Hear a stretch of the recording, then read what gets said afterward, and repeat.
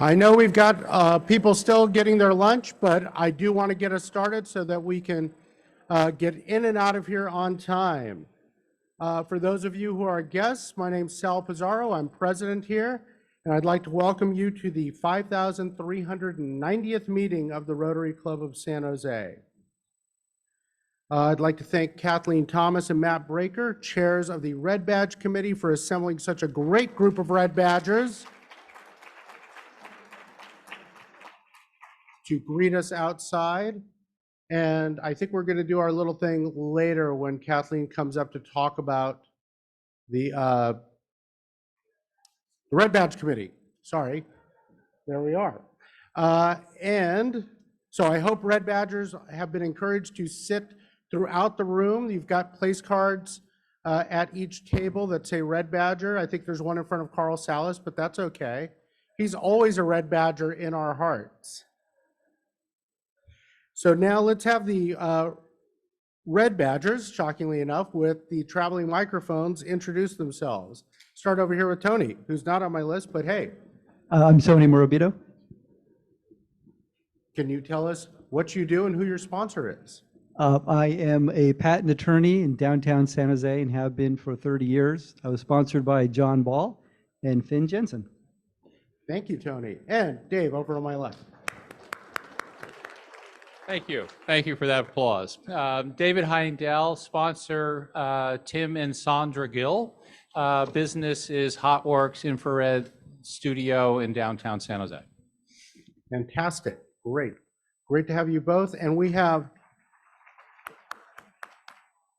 got a lot of guests here today. So we are actually going to dispense with the introduction of guests unless, oh, you guys are sad about that.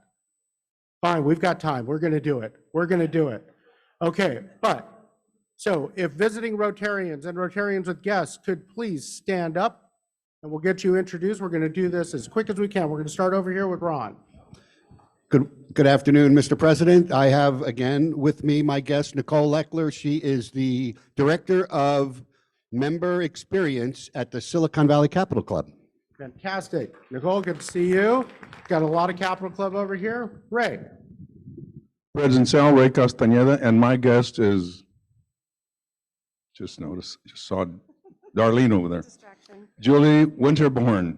She's the event coordinator at the Capital Club. Okay. Sales director, account director, whatever. Thank you. No one's at the Capital Club today. President Sal, I have 3 students, foreign students from the I-House. Next to me is Xingyi Song. She's from Japan. She's majoring in biology. Her hobby, she likes to watch Japanese cartoons. Next to her is Clemence Labatou. She's a Parisian from the City of Light, Paris, France, studying business administration and political science. When not studying, she enjoys athletics, and she's a synchronized swimmer.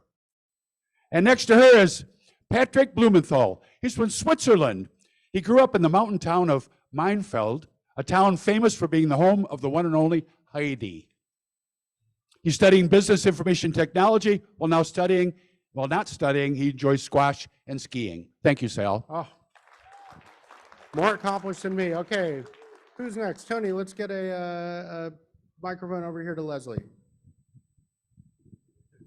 Hi, thank you. My guest today, stand up, Shiloh, is Shiloh Ballard, who's the executive director of the Silicon Valley Bicycle Coalition. And I imagine she rode her bike here.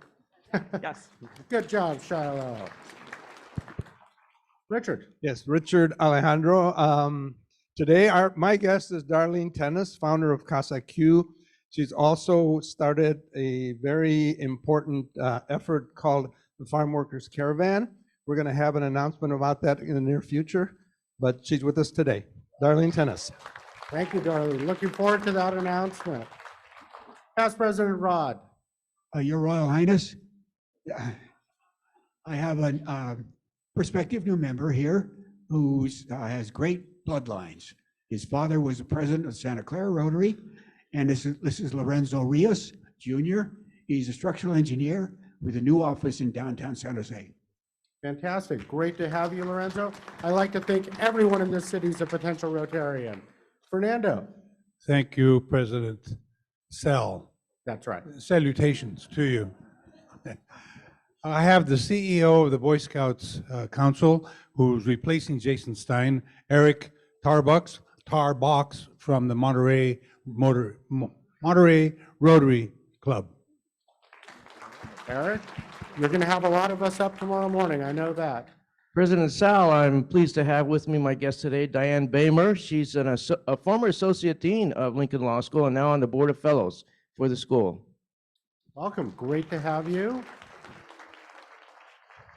Bonnie. President Sal, I'd like to introduce a young man that I've known since he just came out of high school, and now he's got an MBA from New York City College and is the director of Cutco for this area, Northern California. Oh, wonderful. So when you go to the fair, ask for Kyle Lopes. Okay. Very good to have you here. And, oh, Mr. Adams.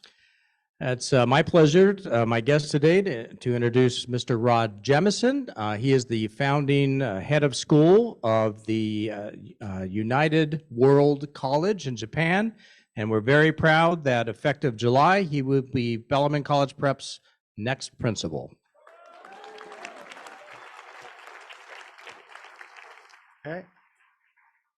Then let's get a microphone up here to our friends from Evergreen. We can. Who's closest? No, not, well, you're going to be next. We got both our microphones in the back and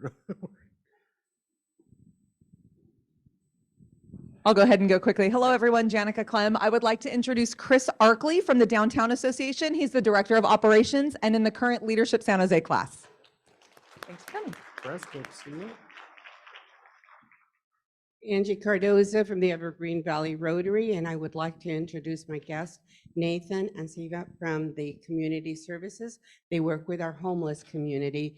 They've been very active with that, and I just have to say that they're a wonderful organization that I think we should all get to know and support, okay? And so then Zubia, okay? So Ms. Zubia is with New York Life, okay? And nonprofit programs as well, correct? Okay. And then I want to go ahead and introduce our CEO from Mary West. Okay, so and so she is our community relations manager. So we're happy to be here and thank you very much. I'm going to go ahead and pass the microphone over to Ms. Christina. We'd like to also introduce Ian Fu, our VP of Investment at Mary West Credit Union, our branch manager at a corporate office. Love Preet with Valley Verde, and Long with Comcast Business. Thank you. Thank you. Thank you. All right. Any more? Okay, seeing none, we're going to move on. So a couple of weeks ago, we had a fantastic event with the Bryan Adams Mini Masters, as I mentioned in my Monday message. The namesake of this tournament, Brian, was there. Of course, his son Nicholas was there, and Nicholas's son Lincoln was there, and Lincoln had the highest score, which is not good. And thankfully, that meant I didn't have the highest score. Even my son, he was like 10 shots below me. He's like, "Why are you so bad at this?" And I was like, "Okay, this is." But we had a lot of fun. We got a little slideshow to show you and a little presentation today.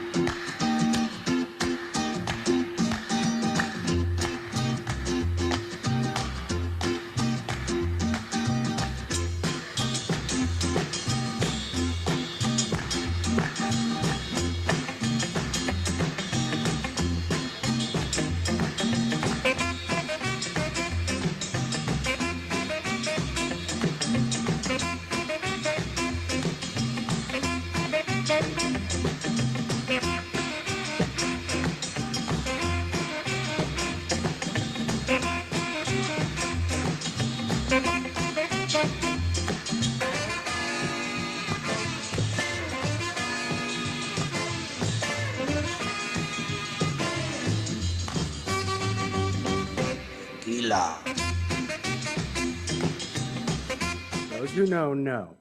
Yes. We're going to go back there.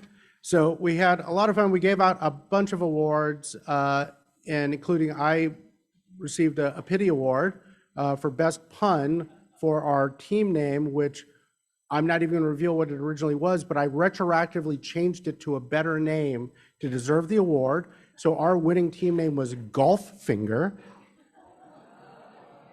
Got some help from that. But our big award winner, of course, was Elaine Sullivan, and I want to present to her her award, which is this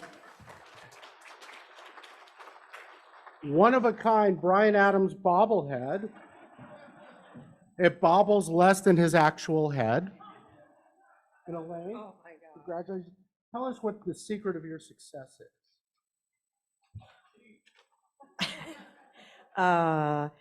I have a little story. In 1991, I was hit in the eye with a golf shot from another fairway, just so you know, and just had cataract surgery in that eye. And so I think maybe my vision's better now.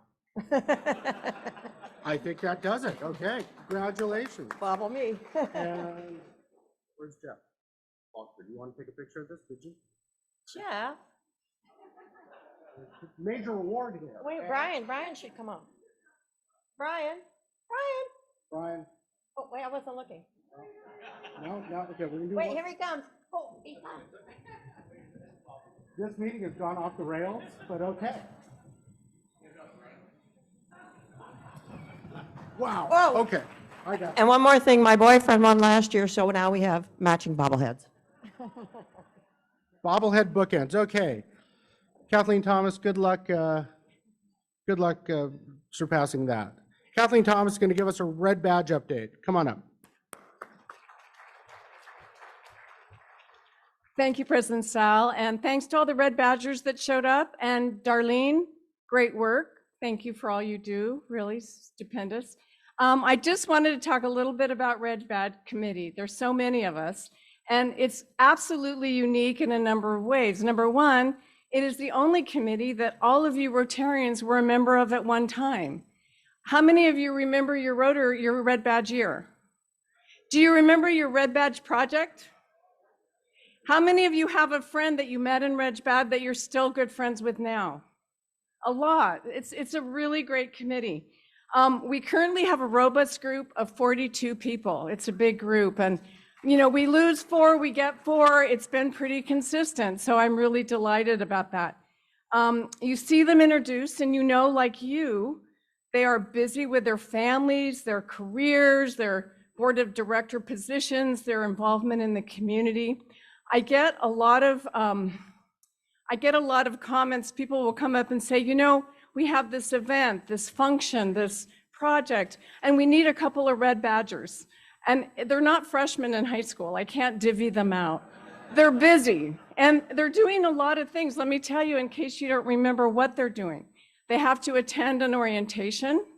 They have to do the traveling badge. They have to attend monthly meetings at 7:45 a.m.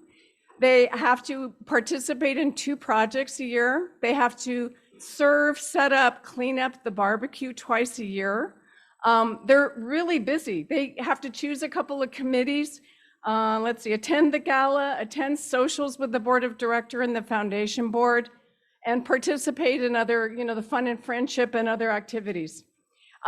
Obviously, they really have a lot on their plates, and they've done a lot. They've stepped up to the welcome committee, the AV committee, taken on as committee chair shortly after getting their blue badges. So I think our our Red Badge committee is fantastic. Let's see. This week, I attended the 5170 district conference, and they had a youth speech contest. And one of the kids got up, and one of his lines was, "If you are not prepared to be wrong, you will not create anything." So I want to keep that culture alive, as making it a safe place. Red Badgers come in with new ideas, new things they want to do, new projects. We want to really support that. And I know sometimes we have a culture, we want to make sure that we're really a welcoming culture to those ideas. This is my last month. Next month, I transition to new co-chairs. It's been an honor and a pleasure being the co-chair of Red Badge. I am very grateful to Matt Breaker for stepping in January for Mauricio's spot. He was my co-chair. And in July, Karen Sununu Towery will join him and be the new co-chairs of Red Badge. So it's been fabulous. What Sal neglected to do, all the Red Badgers. Oh, here you go. You want to do it? No, go ahead. Oh, so there is on the Red Badge tags, there is a sticker on the back. If anyone has the one with Y on it, does anyone have that one? I know I changed it. Oh. No? No Y? What? I think. Oh, there you go, Abe. We have a. What do you get? You get a bottle of wine. We just want to thank you. Suckers and wine, that's what it is today. It's a Y for wine.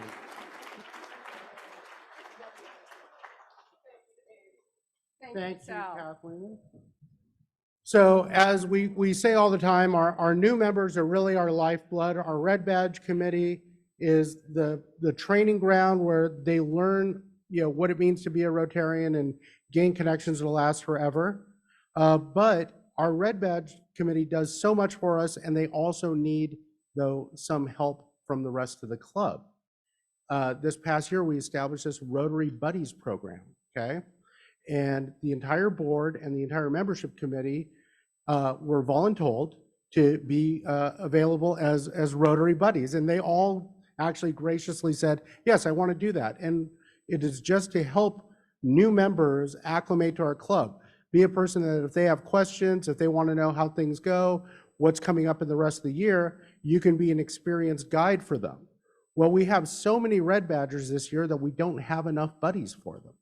So James Williams, who's in charge of that program, said, I've got like 10 people who need buddies. Can you see if there's anyone who would be interested? And I said, well, I'm going to ask. So do we have 10 people willing to volunteer to be a buddy? Jeff Pulley, Randy Zeckman, Jason Stein,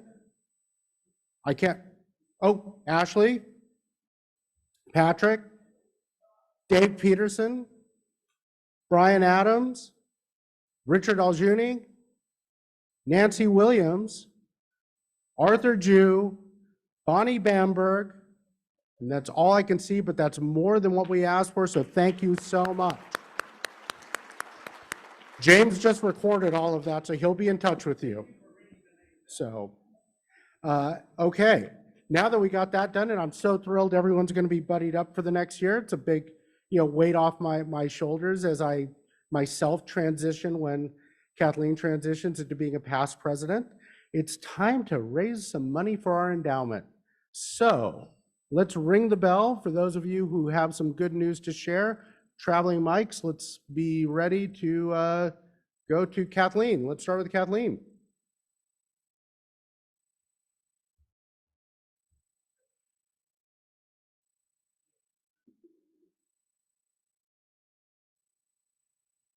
Hello, there we go. Hi, President Sal, thank you. I want to ring the bell one time. My husband, who is originally from Peru, just gained his citizenship of these United States last week.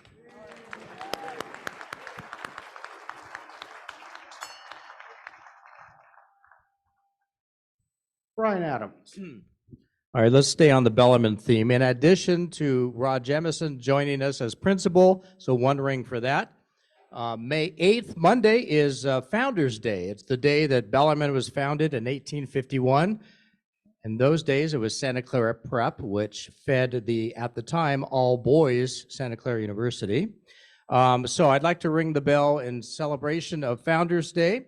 I would never solicit members of our club, but for more information, you can visit bellsgive.org for more information and other opportunities. Thank you. Yes, 2 rings.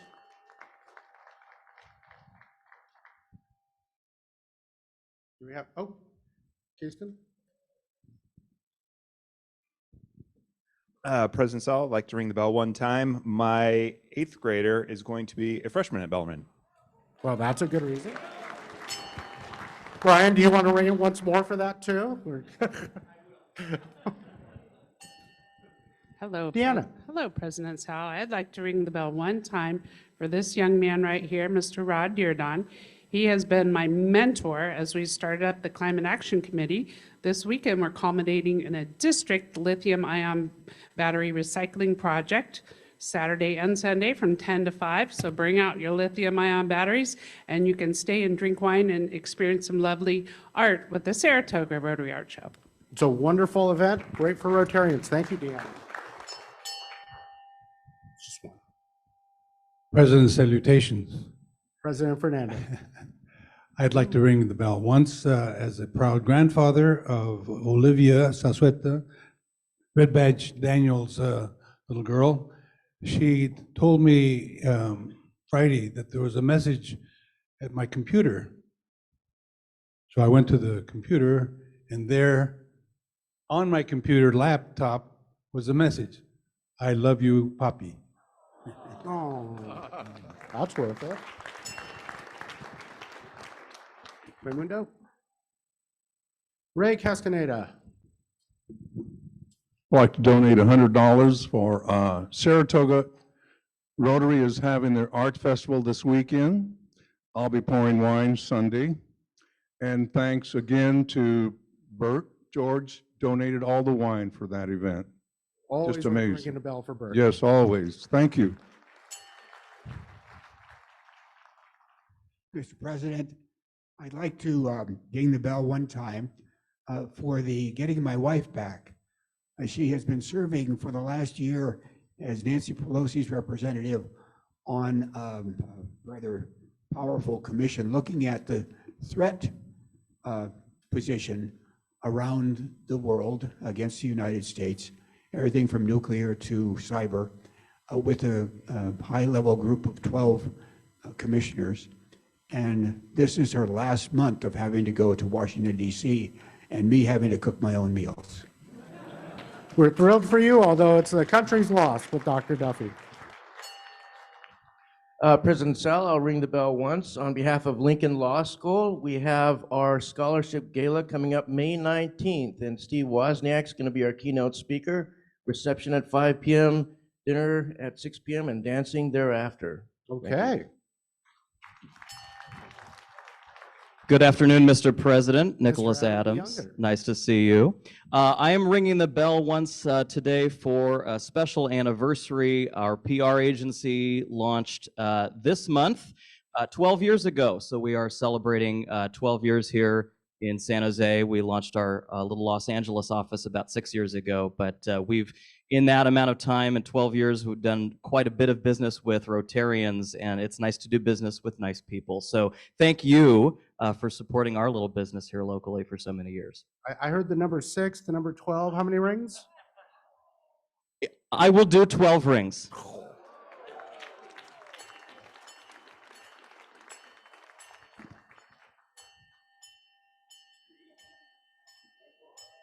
I feel like there's a fire someplace. David Cohen. Yes, I want to take this opportunity to invite everyone to the Berryessa Art and Wine Festival next weekend, May 13th. It's the largest and oldest art and wine festival in the city of San Jose. It's at the Berryessa Community Center, right behind the community center, from 10 to 4, the day before Mother's Day. Fantastic. I'll ring the bell once for that. Okay. Oh, Maggie. You got to get your microphone so you can be heard on the Zoom. President Sal, I'd like to ring the bell once. I was honored to receive the District Public Image Award at the district conference on Saturday on behalf of Dave. It was Dave Haggerty, who I believe was a member of this club. Anyway, I'm very honored, and I wanted to share my news. We are very proud of you to win the David Haggerty Award. Okay. One more? Okay, okay. We take reruns. We've got no problem with that. Yeah, rerun. Ray Castaneda, President Sal. To my friend, Darlene Tennis, she's one amazing person. And what she's out there doing is just incredible. And we've supported her for a long time. And ring the bell for Okay. Darlene Tennis. Oh, right behind you, Tony. Hi, I would like to ring the bell once for my daughter Chloe, who's going to be graduating from college this weekend. I'm super excited for her. Theater arts at LMU University. So, thank you. Congratulations. Okay, well, Carl Salas. Whichever one of you gets to him first.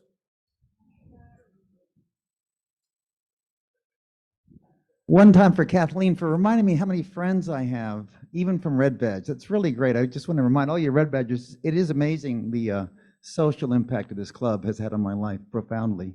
And speaking of that, I was complaining to John Ball last week. I want to ring the bell one more time because his wife didn't show up last week and she's back this week. Thank you for coming. Okay. Ring one bell.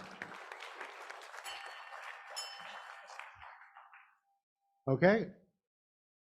So, Doug Smith, who of course I was neglectful in not mentioning, he's the guy who put together that Bryan Adams Mini Masters tournament a couple of weeks ago. So a big round of applause for Doug.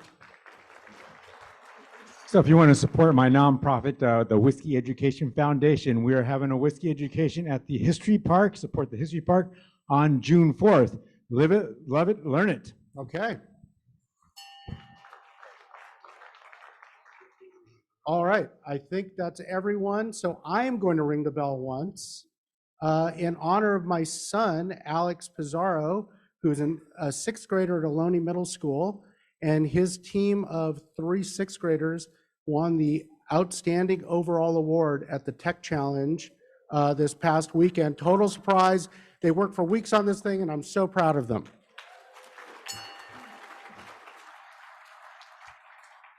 All right. Before we get to our speaker, we do, of course, have Fireside still coming up.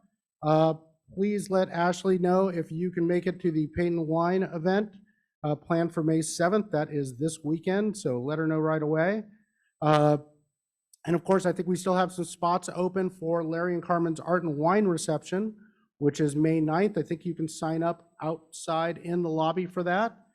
And there may be still space available for wine and music at James and Lance's place in the Hensley neighborhood. And please remember, we have our Rise Against Hunger event on May 20th, 9 a.m. You need to sign up by this Friday to be guaranteed a t-shirt. And I'd love to see everyone get a t-shirt and be out there and help us. I know some Rotaractors and Interactors will be there helping out, but the more role models we can get out there, the better.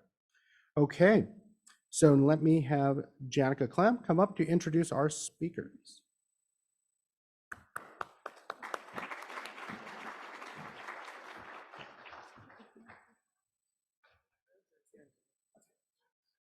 Well, good afternoon, everyone. Janica Clem. It's nice to see you all. I feel like I should have wearing a couple different hats these days professionally. But today I am thrilled to bring in my friend and an outstanding member of our community, because we are talking about something that we are all very, very well aware of, and that is our homelessness crisis in our community. Not only our community, but throughout the state and throughout the country. Many of us are acutely aware of this crisis right here in our city and neighborhoods as our fellow community members struggle with the cost and availability of housing. Jennifer Loving has devoted her career to working to solve the homelessness crisis in Silicon Valley. Since 2010, she has led Destination Home, bringing together public officials, government agencies, private sector leaders, nonprofit executives, and leaders with lived experience to implement a collective impact that has resulted in over $1 billion in new public, private, and philanthropic funding, and has helped over 20,000 people get permanently off of our streets.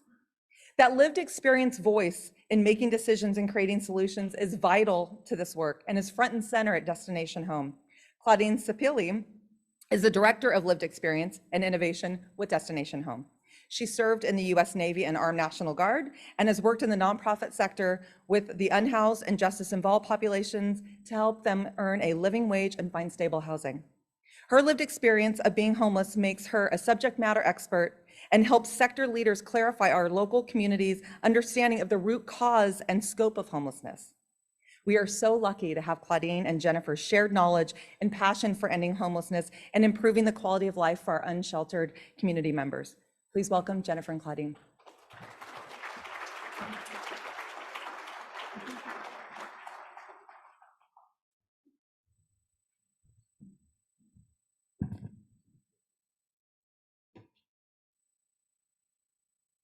Hey, everybody. Sorry, just figuring out the technology. So we're going to talk about some data today and some facts about what's going on. And before I jump into the numbers, I just wanted to share a little bit about how the numbers come to be. So the federal government, through Housing and Urban Development, mandates jurisdictions that receive federal dollars. So for us, it's the San Jose, Santa Clara County continuum of care, to have a common data system that tracks everybody who experiences homelessness, everybody who moves through the system and where they go, right? And so we have this very extensive database that is shared by, dozens and dozens and dozens of agencies that have to use this data system as part of our federal requirements. But truly, it's a way for us to really try to understand, what are we seeing? How do we quantify it? What decisions can we make from the data? So when you get that, it's not Destination Homes data. It's data that rests at the County of Santa Clara, and there's a team of people that work constantly on data quality, data improvement, all that kind of stuff. So I just wanted you to understand where we're getting the numbers from. And a lot of the things I'm going to say today is also available on our website, but also on the County of Santa Clara through the Office of Supportive Housing. Their website has this data as well.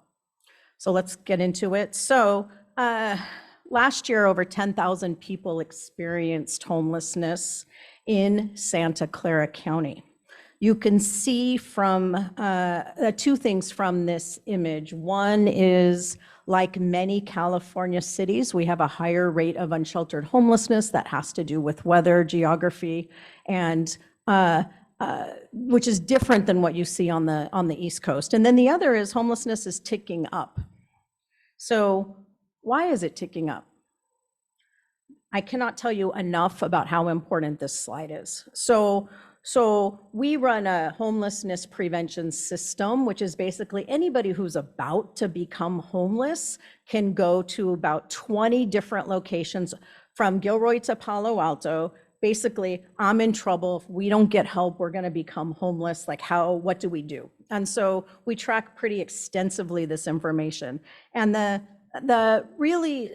thing that has been consistently true but continues to get worse is how much rents are in this community. So rents have already increased 12% year over year, and over half of the people that are coming to us for help are spending 100% of their income on rent. I mean, that's terrible, right? If you think about how families are forced to survive. That doesn't include food, that doesn't include child expenses, that doesn't include anything else. 100% of their rent is going to, of their income is going to try to pay rent. Generally, we think about households that become homeless and households at risk of homelessness are majorly what we call extremely low income households. What that means is households make between 0 and 30% of area median income. So who's in that bucket? Seniors on fixed income, anybody on disability that's receiving a federal entitlement because that is a very low subsidy, and families on minimum wage. So we've been tracking the requests that come into us for help versus the resources that we have to be responsive. And so you can see here that a couple of things are happening. So obviously COVID was brutal for families in this precarious position. Our network ended up standing up 100 agencies, including some folks that are in this room, that helped to distribute over $85 million to over 20,000 households during COVID alone.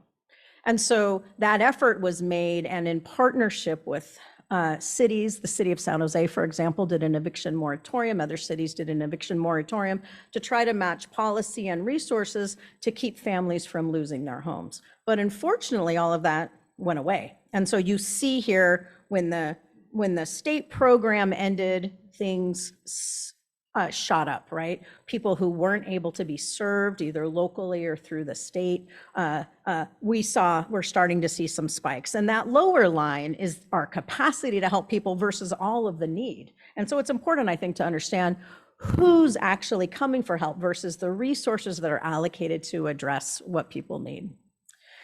Who is in this bucket? So one of the things that I think is important to remember that almost half have a disabling condition, a chronic health condition, a physical disability, a mental disability. Like these are a main reason that we're seeing folks coming in, along with families fleeing a domestic violence situation. So what are we doing to end homelessness that's already happening? So we talked a little bit about how we're trying to keep the numbers from getting worse, and we'll talk about how that's resulting in the data through that effort. But what's happening with the folks on the street, the folks that we see every single day? So believe it or not, in the last 3 years, we've been able to permanently house 9,600, a little bit more than 9,600 households, people. In addition to that, 15,000 people were helped in some sort of a temporary facility, interim shelter, non-congregate shelter options, things like that. 15,000 people went through that. And then another almost 24,000 people were served in homelessness prevention. So these numbers are massive, right? So when people think nothing's happening, a lot is happening. The problem is the scale of who continues to become homeless.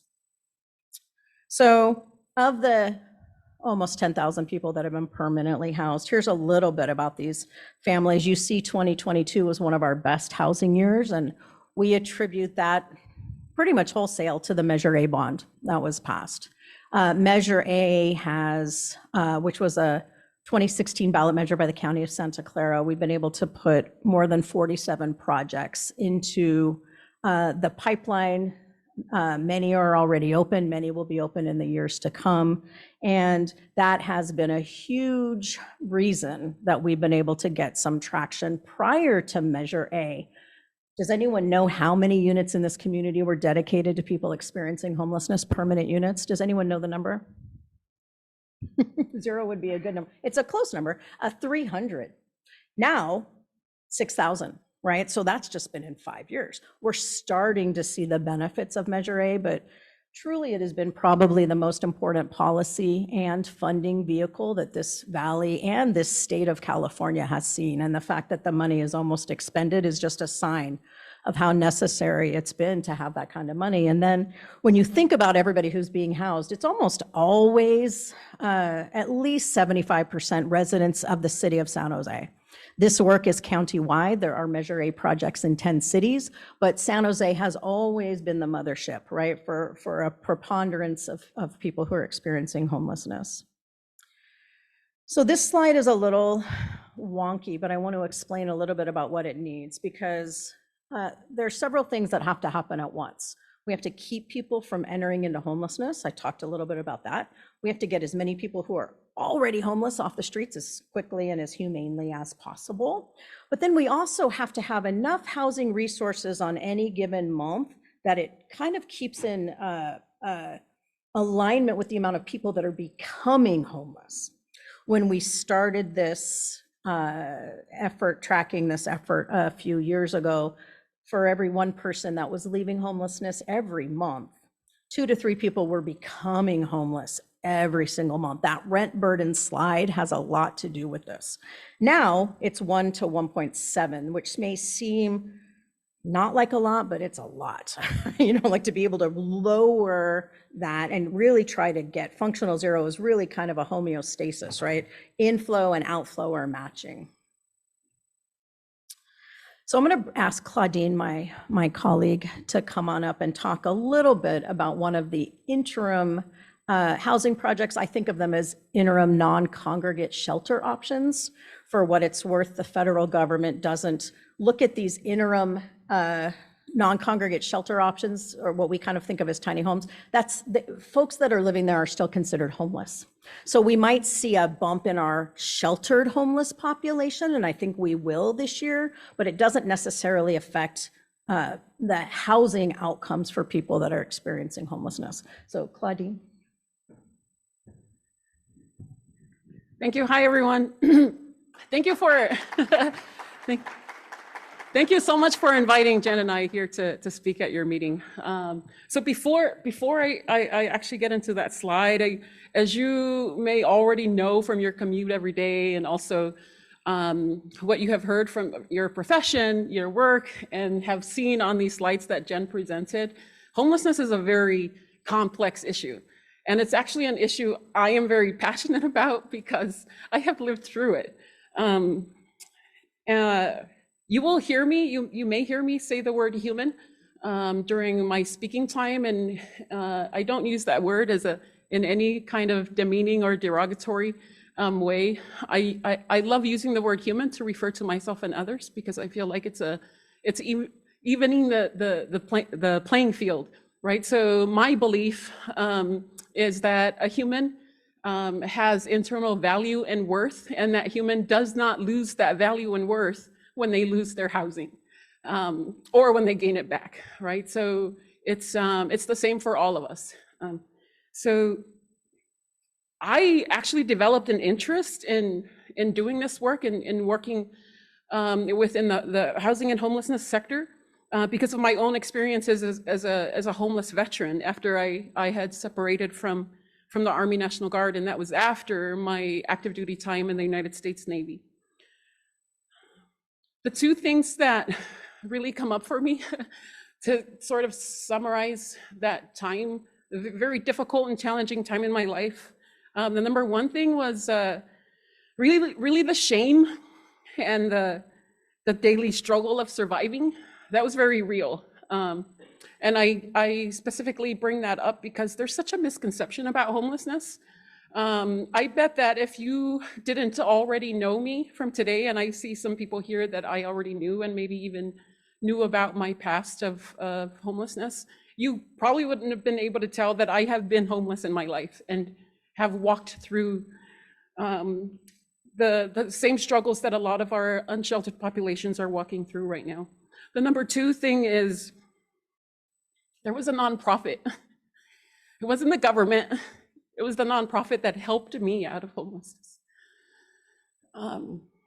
That nonprofit acted as something that's sturdy and strong that I could grab onto, and with their help and my participation, helped me out of the quicksand that felt like homelessness and all of the things that came with it. It's not just being unsheltered or losing a roof over my head. It was everything else. It was having a car that I had to make a payment on it and finding a parking garage to sleep in. And then when the car gets repoed, then I have no choice but to get out of the elements, check into a shelter. You check into a shelter and you're treated like a number. They take your phone and they read the rules to you, and then they introduce you to a big, huge warehouse type room with a bunk bed on it for you. You take a shower in a community shower. You don't get a private shower by yourself.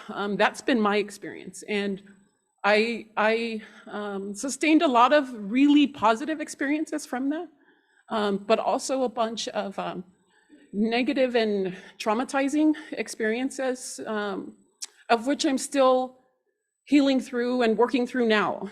So by no means have I arrived. Doing the work that I do now at Destination Home helps out a lot because I get to turn those times of shame and also of very challenging struggles into power and helping others that are still walking through that. So now here to our slide. So I presented at the, and for those of you that don't know, I am a Rotary member of the Evergreen Valley Club. So last, maybe a couple of months ago, actually, I presented at the Los Gatos Rotary meeting, and I talked about this project, and it's now complete. I don't know if there's any Los Gatos Rotary members here, but this is a huge victory, especially for me. I know it is definitely for Destination Home and City of San Jose and our county too, but this is specifically very special to me because I had been engaged in this work specifically for this site for at least a couple years, way before I even joined Destination Home as an employee. So this is, I call this the next and best practice for doing interim housing. And the primary reason why is the intentional involvement of people with lived experience of homelessness and housing instability in the design, the site design, in the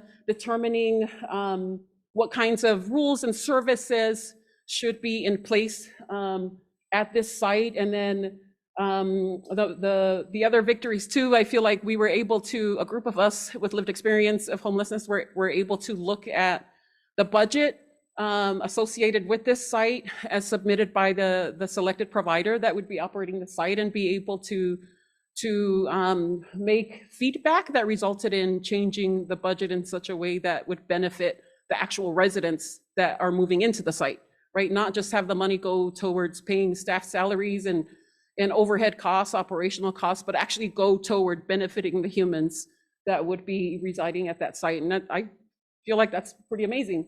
And the last thing then is piloting, having people with lived experience, specifically out of our lived experience and advisory board.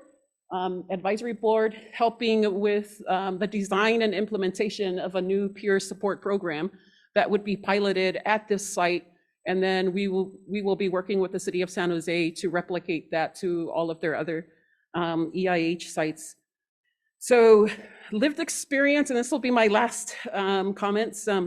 Lived experience really helps organizations develop a deeper understanding of the conditions affecting populations currently experiencing homelessness.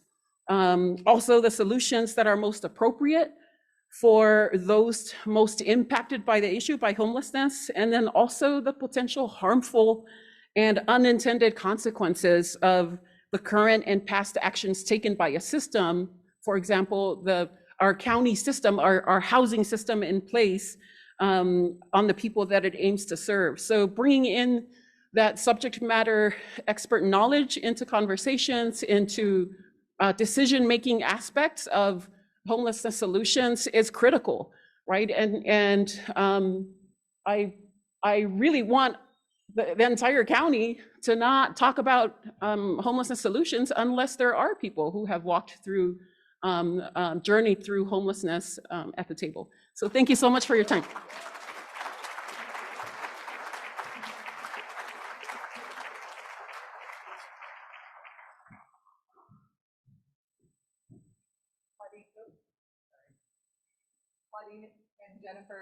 Claudine and Jennifer, thank you so much. We're going to take questions now. I'm going to be monitoring the Zoom if anybody wants to submit questions. But if you'd like to, please stand up and we'll get a roving mic to you. And let me see. Oh, there we go. Okay. You want us to go back over there? Yeah, come back over here, please. I just wanted to ask, Jen, you mentioned Measure A and how many units have been created. What happens now? Is there money left? That's a really good question. So there's a little bit of money left in Measure A to do a few more projects, but it's essentially been maxed out, which is pretty amazing, right? For the bond to be fully subscribed so quickly.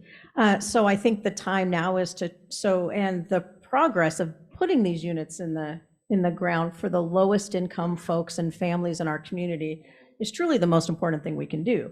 So if Measure A runs out, there needs to be a replacement, meaning, and there's talk of a regional bond, there's things the county can do, like how there's Measure E, which if it doesn't get put into things that are not about building housing, was still a really great source locally.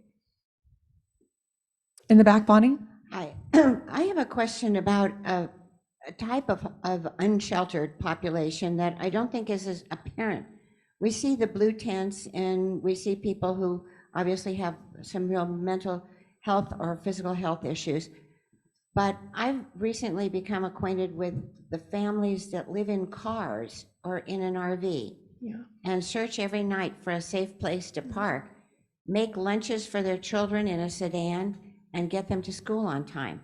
And I'm really looking now to find a solution for those people until they can get back on their feet. Is there safe parking area, someplace where they can go and have just the most minimal of services? That's a great question. So, in some ways, the visibility of who's homeless, we often see folks that maybe on the center meridian that look maybe like there's some mental health issues, right? And that tends to create a portrayal of everybody who's homeless, and that is just super untrue. Thousands of families are barely scraping by, living in units they can't afford and sleeping in their cars, sleeping in shelters or places really where they don't want us to see them because they're trying to protect their children.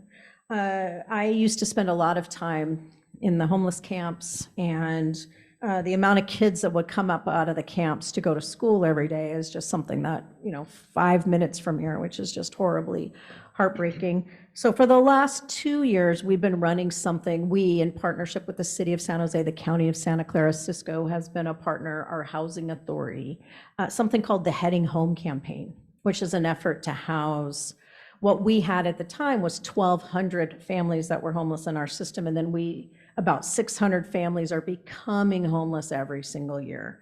So we've been housing families at the rate of about 50 a month, which is a lot if you think about how much that is, but it's just not enough. There's Quetzal Gardens is a family project. There are other Measure A family projects. There's an interim non-congregate shelter project called Evans Lane that is for families. More are coming, and there are some safe parking. We prefer doors to cars, but it's safer than being on your own on the street. And so there is a big effort that's underway to connect with as many families as we can. It's just, I'm going to go back to this one, which is until we can all commit to the rental affordability that is needed for lowest income service workers, people that are disabled, we're going to keep seeing this. And that's a policy choice that we make every day. Jen, before we move on, there's a couple of comments online from Catherine and from Gay, in that some churches are providing some safe parking, and that there are more that are looking to do that as well. Next question. Yes, please go ahead, Claudine. Thank you for that really important question. And there is a name assigned to that. It's called vehicular homelessness. I think if you're in contact with those families, I think the best thing to do is to try to get them into the coordinated entry system. So we have a couple other names for that. It's basically to get them entered into the homelessness management information system. And you can actually do that. Maybe afterwards I can give you the phone number, is to call the Here For You hotline, where they then get placement onto a list. And because of the presence of children, more than likely their case would get attention sooner, right? So the other thing too is, and it is recognized, people experiencing homelessness in RVs, there's a very generic count that comes out of the point in time count, and I think the city of San Jose has the highest number of people that are living in recreational vehicles. And they're looking into, the city of San Jose right now is looking into really figuring out, assessing what the specific needs are of people experiencing vehicular homelessness in recreational vehicles and oversized vehicles, to try to figure out how to best help people. So just Thank you. Yes, in the back. Yeah, thank you so much for your time. Abe Wolcott, San Jose State. Born and raised in the state of California. I've never seen the homeless population be so large. I've never seen it look so ugly, and I've never seen the budget to help homeless be so large. And so one of the things that we see is a de-emphasis of sobriety. And many people have the perception that we're actually enabling the use of drugs within the homeless population, and we're not actually helping them. Can you comment on this perception that the current, what I consider like homelessness services complex, is actually enabling homelessness by de-emphasizing sobriety? Thank you. Well, first of all, San Jose State has a huge population of homeless kids. In fact, there's people that have taken it upon themselves to shelter these kids in churches and other places because there's not an answer for them, and I don't believe they're on drugs. So number one. Number two, substance abuse is often a coexisting issue or something that's exacerbated by hardship. So one of the things that I thought was accurate, but also was also very interesting was, do you remember that when we were maybe a year into the pandemic and we started to see these news headlines about alcohol sales going up in the Bay Area. We were experiencing a little bit of discomfort in our homes, and our reliance on substances was exacerbated. Imagine what it's like to be outside. Often substance abuse comes after people are homeless. And I would also say that the Housing First model doesn't enable or excuse drug behavior that is hindering people from being able to manage their tenancy, no more than all of the people that are housed that use drugs or alcohol every day as part of their daily situation and are just not hindered by the economics. And so I think it is an easy, media-driven, rhetorical thing to say that after serving myself personally and directly thousands of people who are experiencing homelessness in this community is not necessarily true. And when people do go into permanent supportive housing means housing plus services people need to maintain their housing. Now, it looks different for everyone.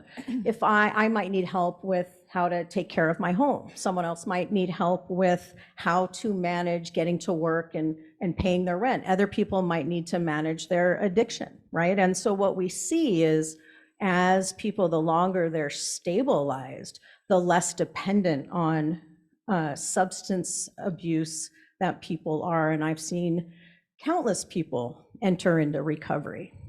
Jen, thank you for that perspective. I think that. Okay. And then we want to move on to a couple more questions. Go ahead.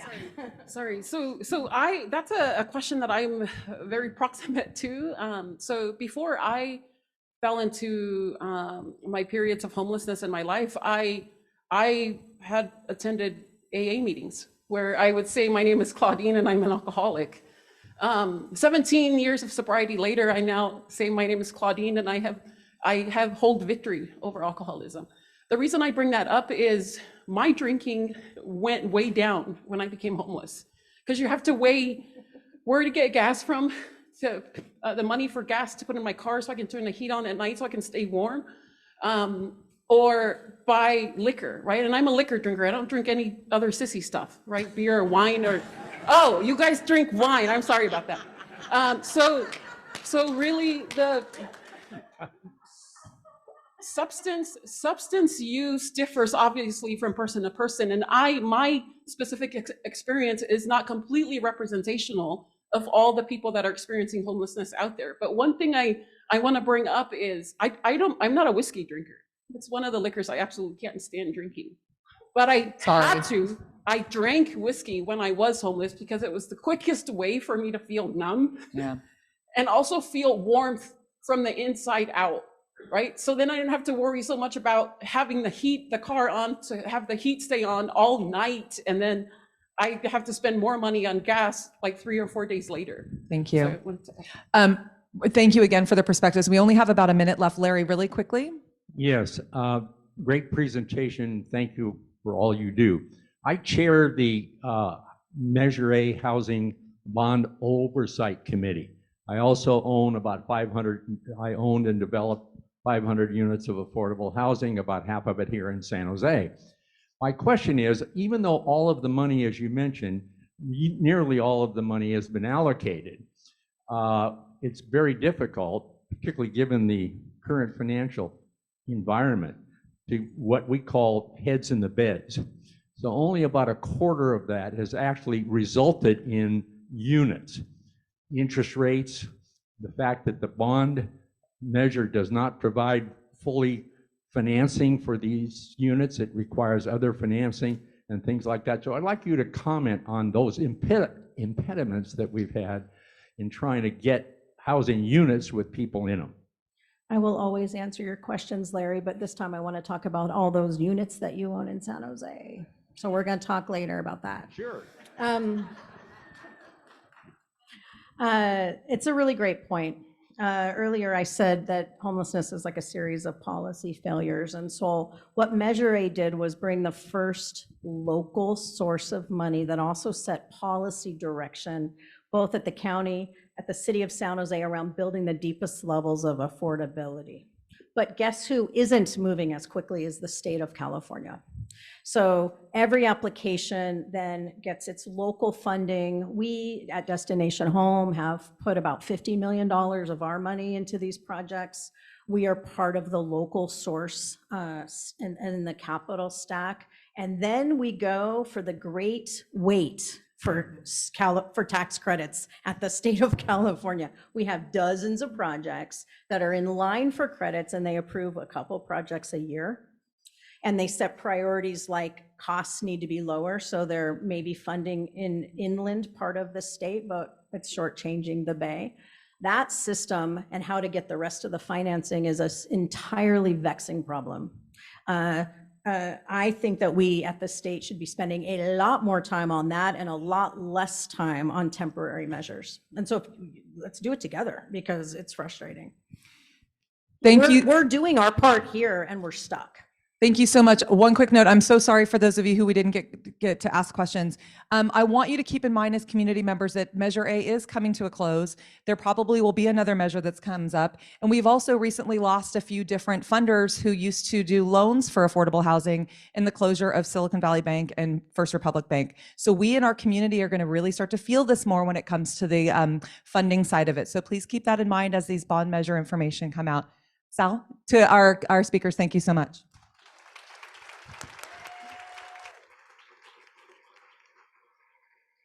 Thank you so much to both of you. A contribution has been made on your behalf to History San Jose, which helps preserve our city's heritage. Next week, our speaker will be Raimundo Espinoza on community health services and social determinants of health, a Q&A with one of Silicon Valley's innovative healthcare leaders. Hope you'll join us there next week. Until then, keep the good times rolling.